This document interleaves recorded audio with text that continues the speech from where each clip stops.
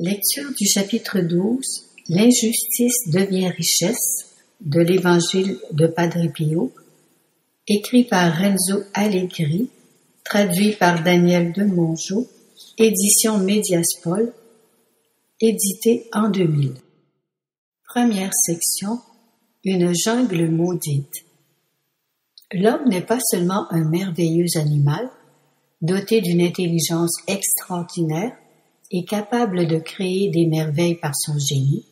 Il est fils de Dieu, héritier du royaume des cieux, destiné à la résurrection et à la vie éternelle, participant dès à présent à l'immortalité à travers la grâce des sacrements, en particulier du sacrifice eucharistique.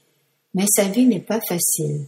Satan, l'esprit du mal, fait tout pour empêcher l'homme de parvenir à s'entendre avec Dieu. La présence de Satan dans le monde est un drame obscur qui entrave terriblement le cheminement de l'homme vers la vérité. Il faut y ajouter le drame de la souffrance, de la douleur physique et morale, qui, en grande partie, est toujours le fruit de l'activité du malin. L'existence du chrétien en est littéralement bouleversée. Les vérités auxquelles il est appelé à croire lui démontrent que sa pauvre vie quotidienne est quelque chose de sublime, qu'elle vaut plus que tous les trésors et que tous les royaumes du monde. Mais il s'aperçoit que les nécessités élémentaires de la vie empiètent sur son cœur et l'emportent sur tout idéal. Pendant toute son existence terrestre, l'homme est contraint de lutter contre tout et contre tous. Il doit se débrouiller dans une jungle maudite, remplie de haine, de rancœur, de jalousie, de violence, de vol, de complot et de trahison. Il doit vivre avec les maladies, les soucis, les peurs, les angoisses, les cauchemars, les découragements et les drames. Il doit assister, impuissant, aux souffrances qui détruisent les personnes qu'il aime. Si nous nous arrêtons un instant pour observer froidement la réalité qui nous entoure, nous sommes bouleversés par la précarité et la fragilité de tout, par l'amalgame de douleurs dont est remplie l'existence. Nous savons bien que la beauté, le pouvoir, l'argent, la jeunesse, la force, la santé, dont nous rêvons tous, sont des accidents passagers. Les plus chanceux se les approprient, mais ce ne sont qu'illusions. Sous l'éclat des sourires et des succès se niche toujours, infailliblement, la douleur. La vie est faite de souffrance et sa perspective dernière est la mort. Douleur et mort, deux thèmes inséparables de l'existence humaine. Pourquoi la douleur et la souffrance existent-elles? Et surtout, pourquoi la douleur et la souffrance s'acharnent-elles souvent sur les créatures innocentes sans défense? Et même sur les enfants. Ces terribles questions, unies aux interrogations sur le mal moral, bouleversent de nombreuses consciences et éloignent parfois de la recherche de Dieu. Deuxième section. Je ne parvenais pas à me donner des réponses. Dans l'expérience chrétienne, la souffrance est un mystère. Le chrétien qui s'efforce d'être bon, d'observer la loi de Dieu, d'aider son prochain et de servir la justice, pense parfois devoir être récompensé par son Dieu. Il pense qu'il est juste d'avoir droit à une existence humble mais sereine, simple mais tranquille. Souvent, en revanche, pour des raisons incompréhensibles, c'est lui précisément, plus que d'autres, qui est bouleversé par des drames effroyables. Il prie, il pleure, il cherche de l'aide auprès de son Dieu, mais il n'est pas toujours écouté. Le chrétien, surtout dans ces moments-là, devrait se souvenir qu'il est le disciple d'un Dieu fait homme, qui vécut dans la pauvreté et mourut sur une croix. Il était le juste, mais il fut condamné comme le pire des malfaiteurs. Jésus est le maître, il a indiqué la route. Pour le chrétien, la souffrance est une condition inséparable de la vie. Sans elle, il serait impossible de comprendre l'expérience et l'enseignement de l'Évangile. Pour le croyant, La souffrance est un moyen de rédemption pour obtenir le pardon des péchés, pour réparer le mal fait. Mais elle est aussi et surtout un moyen de coopérer avec le Christ par le biais du corps mystique à son œuvre de salut du monde. Le Seigneur dit à saint Paul, « Ma grâce te suffit, car ma puissance se manifeste pleinement dans la faiblesse. » 2 Corinthiens 12:9. Puis, le Seigneur explique aussi à saint Paul que le sens des souffrances à endurer peut être de compléter dans ma chair ce qui manque aux souffrances du Christ en faveur de son corps qui est l'Église. Colossiens 1:24. La souffrance, scandale et injustice suprême devient pour le chrétien la plus grande richesse, non seulement pour soi-même, mais pour les autres, pour sa famille, pour ses amis, pour les gens qu'il aime, pour ses frères qu'il ne connaît pas, mais que le Christ a rachetés. Du plus profond d'un abîme de mal incompréhensible, des horizons d'une infinie richesse s'entrouvent. Sainte Rose de Lima disait, « En dehors de la croix, il n'existe pas d'autre échelle pour monter au ciel. » La souffrance vécue dans cet esprit est un immense patrimoine humain et spirituel. Le monde chrétien est riche d'une armée infinie de martyrs, de héros de la souffrance. Il s'agit de gens humbles, inconnus, dispersés dans les lieux les plus impensables de la terre. Jeunes, vieux, enfants, insignifiants dans la hiérarchie sociale. Des gens physiquement repoussants, défigurés par les maladies infâmes, négligés, piétinés, qui se voient même parfois contester leur droit de vivre. Mais ils croient en la parole du Christ et leur esprit est d'une beauté éclatante. Ils souffrent avec lui et sont le salut du monde. Ce sont de grands saints dont les noms en ce monde continuent de nous être inconnus, même s'ils sont déjà inscrits en lettres d'or dans le livre de la vie. Nous le lirons au jour de la vérité, exultant pour le triomphe d'une justice immaculée. Padre Pio a fait partie de cette armée. Toute sa vie, il fut un chef menant des millions de soldats qui avaient choisi de marcher sur les traces du Christ. Jésus les précédait et allait vers le calvaire. Eux ne s'effrayaient pas, ne s'arrêtaient pas, même quand arriva le moment de la crucifixion.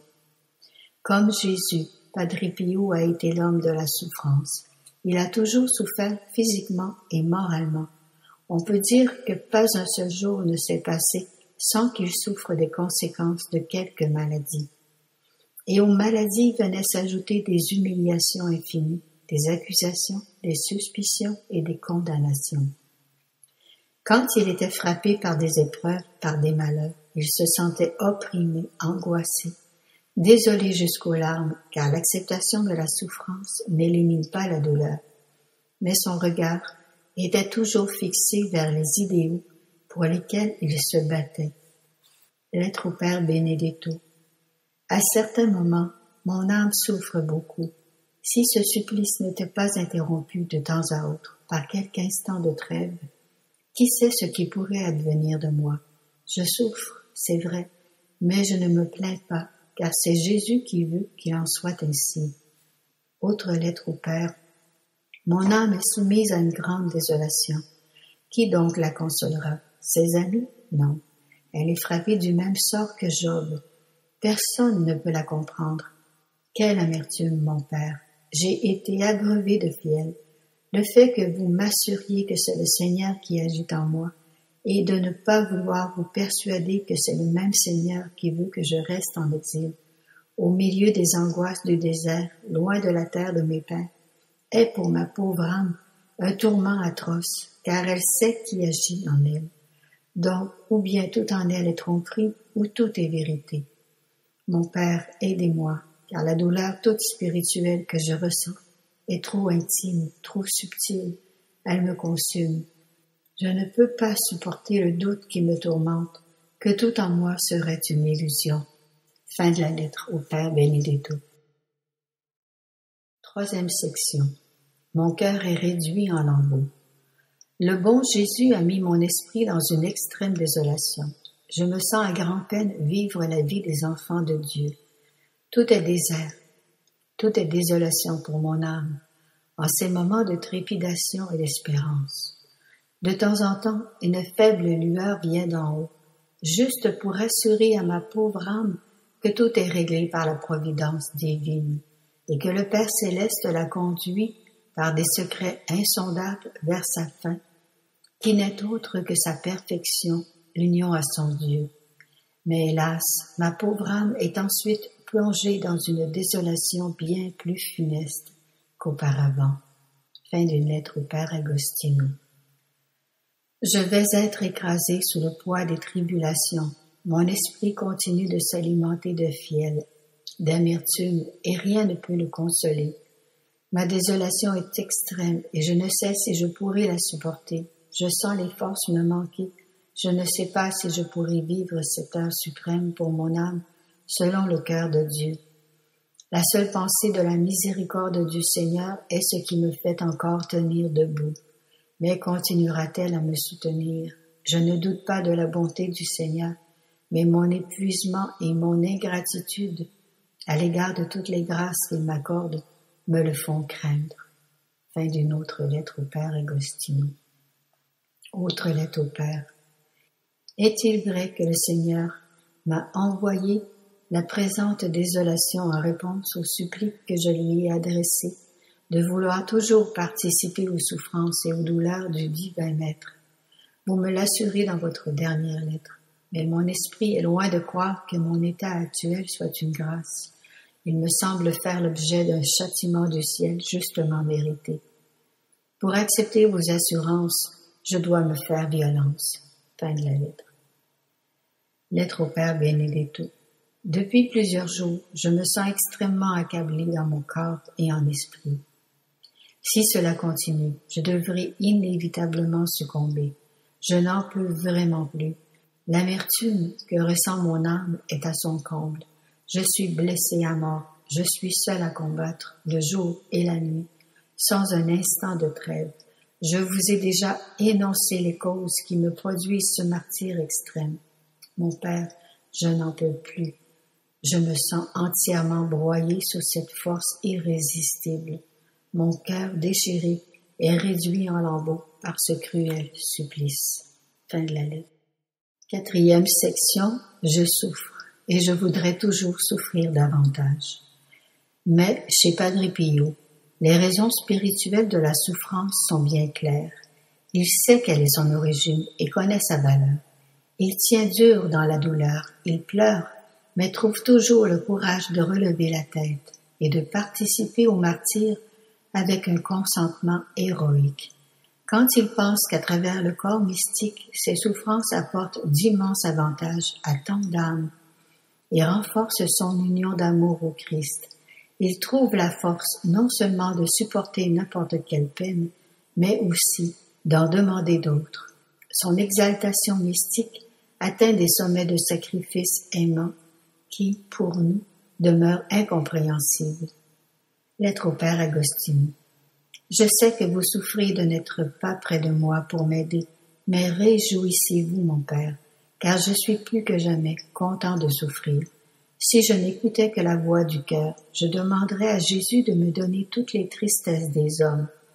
Je ne le fais pas car je crains d'être trop égoïste, désirant pour moi la meilleure part, la douleur. Dans la douleur, Jésus est plus proche. Il regarde et c'est lui qui vient mendier les peines et les larmes. Il en a besoin pour les âmes. Fin de la lettre. Autre lettre. Je souffre et je souffre même beaucoup. Mais grâce au bon Jésus, je sens encore un peu de force. De quoi la créature n'est-elle pas capable quand elle est aidée par Jésus? Je ne désire pas voir ma croix allégée, car j'aime tant souffrir avec Jésus. En contemplant la croix sur les épaules de Jésus, je me sens toujours plus fortifié et j'exulte une sainte joie. Donc, cher Père, que la pensée de ma souffrance ne jette ni sur votre front, ni sur vos yeux, aucune ombre qui pourrait attrister votre cœur. Laissez votre cœur voler vers moi, comme le mien se porte souvent vers le vôtre. Mais n'oubliez pas que je suis égoïste en matière de souffrance, que je veux souffrir seul, et que, tout en étant impatient de m'en aller avec Jésus, je me reprocherais de vouloir, ne serait-ce qu'une heure, être laissé sans croix, ou, pire encore, de me la faire voler. Fin de la lettre. Autre lettre au Père. Croyez bien, mon Père, que je me fais une joie de mes souffrances. Jésus lui-même veut mes souffrances. Il en a besoin pour les âmes. Mais je me demande quel soulagement je pourrais lui donner par mes souffrances. Quel destin! Oh, le très doux Jésus, à quelle hauteur a-t-il élevé mon âme? Fin de la lettre. Autre lettre au Père Agostino. Je tente d'échapper à tous les plaisirs. En attendant, un immense plaisir remplit tout mon cœur et me rend heureux et content. Je souffre et je voudrais toujours souffrir davantage. Je sens que je me consume et je voudrais toujours être consumé davantage. Je désire la mort rien que pour m'unir par des liens indissolubles au céleste époux. Je désire aussi la vie pour souffrir toujours davantage. Jésus m'ayant laissé entendre que la preuve d'amour, la plus sûre, réside dans la souffrance. Il me semble toujours chercher quelque chose que je ne trouve pas. Je ne sais d'ailleurs pas ce qu'est cette chose que je cherche continuellement. J'aime, je souffre, je voudrais aimer beaucoup plus cette chose que je cherche. Je voudrais souffrir beaucoup plus pour l'idéal que je cherche. Fin de la lettre. 5e section. Laisse-toi traiter comme il lui plaira. Mon âme qui recherche toujours plus les faveurs de Dieu n'est pas satisfaite. Bien plus, elle gémit toujours et soupire toujours pour que sa douleur soit redoublée. De jour en jour, on lui dévoile toujours plus les grandeurs de son Dieu et, dans cette lumière, elle brûle du désir de s'unir à lui par des liens indissolubles. Ô Dieu! Ce désir de s'unir à lui, de l'aimer autant qu'une créature le peut, lui procure une grande peine en constatant toujours plus combien elle est séparée de lui et loin de le posséder sans crainte de le perdre. Mais cela, on peut d'une certaine façon encore le supporter, et en le comparant à un autre feu qui se répand béatement, ce n'est rien. De fait, il arrive souvent, pendant que je suis tout entier perdu en moi, qu'une pensée me traverse l'esprit à l'improviste, à savoir que la mort puisse tarder à venir m'unir à Dieu. Immédiatement, sans savoir ni comment d'où cela vient, je me sens transpercé par une flèche de feu. La blessure provoquée est plus pénétrante que celle que pourrait produire un éclair sur mon corps. Je ne sens pas cette blessure dans mon corps, mais au plus vif de mon âme. Cet état dure parfois très peu de temps, mais quand je rentre en moi, les douleurs intérieures de mon âme sont si vives, si supérieures aux douleurs physiques, que si l'on me découpait en morceaux, mon corps ne sentirait rien. Parfois, en revanche, cet état dure plusieurs jours. Mon corps y est associé et n'a même plus alors la force d'écrire une seule ligne. Fin de la lettre. Padre Pio est un mystique, donc un être qui aime son Dieu. La souffrance, comme il l'a écrit lui-même, est la preuve la plus sûre de l'amour. Voilà pourquoi il n'y a pas de limite en lui à l'acceptation de toute douleur. En plus, avoir la certitude que ses souffrances collaborent à la rédemption du monde procure à son âme une grande force morale. Il sait qu'il fait partie d'un insondable et éternel dessein et en ressent toute la responsabilité, surtout à l'égard des âmes qui l'ont choisi comme maître spirituel et qui attendent de lui des conseils et des enseignements. Ses paroles au sujet de la souffrance à supporter sont un aiguillon continuel, affectueux, fort, intransigeant. Il essaie de transmettre le calme, le courage, la confiance et la détermination. Il s'avère être un entraîneur sûr de lui, convaincant et capable de conduire les autres. Lettre au frère Emmanuel. Je sais que tu souffres, mon cher fils, mais résigne-toi, car la souffrance chrétiennement acceptée te sanctifiera. Souffre, mais réjouis-toi en même temps, car ta souffrance se convertira en joie pour toi. Souffre, mais ne crains pas, car Jésus te répète avec le prophète, Cum ipso sum in tribulation. Je suis avec lui dans la souffrance. Souffre, mais crois que Jésus lui-même souffre en toi, pour toi et avec toi. Jésus ne t'a pas abandonné, ni ne t'abandonnera. Les âmes qui aiment la souffrance de Jésus et qui l'ont choisi comme leur part, souffrent tout, même l'épreuve de l'abandon. Mais Dieu est toujours avec elle, il est en toi. Que dois-tu donc espérer? Qu'il se manifeste? Mais s'il se manifestait, est-ce que tu souffrirais? Les plus durs martyrs deviendraient roses, et si la souffrance venait à manquer, qui gagnerais-tu? Qu'offrirais-tu à Jésus? Que penser de ces saintes cruautés de Jésus pour toi? Qu'il t'aime? Oui, mon très cher fils, tu le comprendras au paradis. N'aie donc pas peur, laisse-toi traiter comme il lui plaira. Fin de la lettre aux frères. 6e section. C'est l'amour crucifié qui te crucifie. Ô Raphaëlina, rappelons-nous toujours que le sort des âmes élues est de souffrir. La souffrance, supportée chrétiennement, est la condition par laquelle Dieu, auteur de toute grâce, a établi de nous donner la gloire. Loin de nous plaindre des afflictions et infirmités qu'il plaira à Jésus de nous envoyer.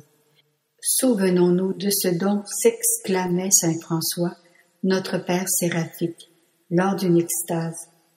J'attends tant de bien que toute peine m'est chère. Fin de la lettre. Autre lettre à Raphaëlina. Sachez tout souffrir chrétiennement et soyez sûrs que toute souffrance, même pour le motif le plus bas, ne restera pas sans mérite pour la vie éternelle. Fin de la lettre. Lettre à Anita Rodot. Il est vrai que parfois l'esprit est prêt à la volonté de Dieu et que la chair, en revanche, est infirme. Mais consolez-vous, car Dieu veut l'esprit et non la chair. En effet, l'humanité de Jésus, dans son agonie volontaire au jardin, éprouva elle aussi les répugnances de la nature humaine à souffrir, et pria le Père céleste, si c'était possible, d'éloigner la coupe. Or, c'est grâce à la prière qu'il a vaincu cette répugnance.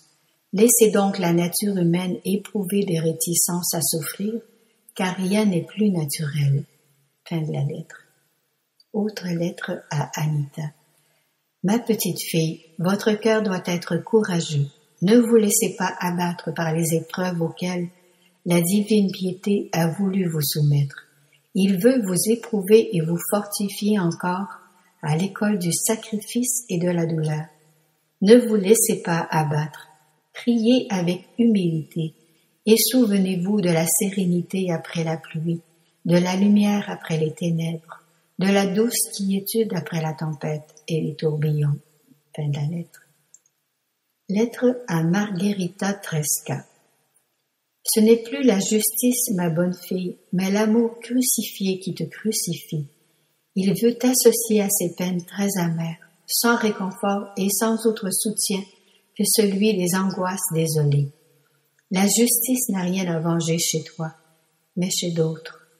Et toi, victime, tu dois participer pour tes frères à ce qui manque encore à la passion de Jésus-Christ. Voilà la vérité, la seule vérité. Fin de la lettre. Lettre à Maria Gargani. Rappelle-toi et imprime bien en ton esprit que le calvaire est le mont des saints. Mais souviens-toi aussi qu'après la montée au calvaire, une fois la croix plantée, et après avoir expiré sur cette croix, on monte immédiatement vers un autre mont qui s'appelle Tabor. Rappelle-toi que la souffrance est brève, mais la récompense éternelle. Fin de la lettre. Autre lettre à Maria Gargani. Souffre, mais que ta souffrance soit résignée, car elle est voulue par celui qui veut te rendre semblable à son Fils unique. Souffre, mais n'aie pas peur, car celui qui te tient étendu sur la croix t'aime. Fin de la lettre. Lettre à Assunta di Tommaso. Ma petite fille, je sais que tu souffres, mais si on te disait que Jésus se complaît de ta souffrance, Ne serais-tu pas heureuse et disposée à souffrir davantage encore pour mieux lui plaire? Eh bien, de la part de Dieu, je te dis que ta souffrance est voulue par Jésus pour ton perfectionnement et qu'il se réjouit de te garder sur la croix avec lui. Rassure-toi donc et demande à Jésus de bien souffrir ce qu'il veut que tu souffres. Fin de la lettre. 7e section. La douleur n'est pas une fin en soi. Lettre à Antonietta Bona. Sois résigné dans toutes les contrariétés de la vie présente. Tu sais bien, ma très chère fille, que Dieu réserve la part de ses enfants pour la vie future et que pour la vie présente, il donne d'ordinaire à ses préférés l'honneur de tolérer beaucoup et de porter des croix à sa suite. Fin de la lettre. Pour comprendre l'enseignement de Padre Pio sur la souffrance, les entretiens simples et synthétiques qu'il a avec Cléonis Morcadi sont très utiles. Première question de Cléonis. Je ne parviens pas à aimer la douleur. Est-ce pour cela que je ne sens pas l'amour de Jésus? Réponse du Père. La douleur n'est pas une fin en soi. Le Fils de Dieu se serait incarné, même si Adam n'avait pas péché. Se serait-il incarné pour glorifier le Père, des créatures incapables? Trouvant l'homme déchu pour ne pas l'écraser, il a pris sur soi le péché, le rachetant par son amère passion. Mais la douleur n'est pas une fin, c'est un moyen d'expiation. Cléonis. Tu aimes ce que je crains. Réponse du Père. Je n'aime pas la souffrance en elle-même. Je la demande à Dieu. Je la désire pour les fruits qu'elle me donne. Elle donne gloire à Dieu, elle sauve les frères de cet exil, elle libère les âmes du feu du purgatoire. Que vouloir de plus? Cléonis. Je veux dire à Jésus qu'il change les douleurs physiques en douleurs morales. Réponse du Père. Non, laissons-le faire comme il veut. Dis ceci, Seigneur, tourne-moi et retourne-moi comme il te plaît. Cléonis. Nous devons donner ce qu'il manque à la passion de Jésus, quoi? Réponse du Père. Jésus nous a rachetés, mais il veut notre coopération. Voilà ce qui manque. Cléonis. Quand la chair est crucifiée, on devient des anges, c'est vrai? Le Père. Bien sûr que c'est vrai, et tu le sais. Cléonis. Quelle est la pénitence préférée et la plus acceptée de Dieu? Réponse du Père. La douleur pour ses propres péchés, porter avec résignation sa propre croix. Cléonis. Qu'est-ce que la souffrance? Le Père. Expiation. Cléonis. Et pour toi, qu'est-ce que c'est? Réponse du Père. Mon pain quotidien, mon délice. Père, que de sacrifices dans la vie? Réponse. Ne sais-tu pas que la vertu est sacrifice? Il faut lutter, et il n'y a pas de vertu sans sacrifice. Père, je me sens fatiguée, je n'en peux plus. Réponse. Je m'étonne qu'une femme aussi brave que toi puisse être fatiguée de la vie qui, bien vécue, procure la vie éternelle. Cléonis. La vie est une suite de calices à boire. Réponse du Père. L'homme qui se fait violence pour acquérir la vertu est très cher à Dieu. Redis avec l'apôtre, je peux tout en celui qui me console. Serre-toi toujours plus contre la croix de Jésus, et tu ne resteras jamais sans réconfort. Jetons-nous dans le doux cœur de Jésus, ou mieux encore, dans les bras du crucifié, attendant patiemment et humblement jusqu'à ce qu'il lui plaise de nous soulager.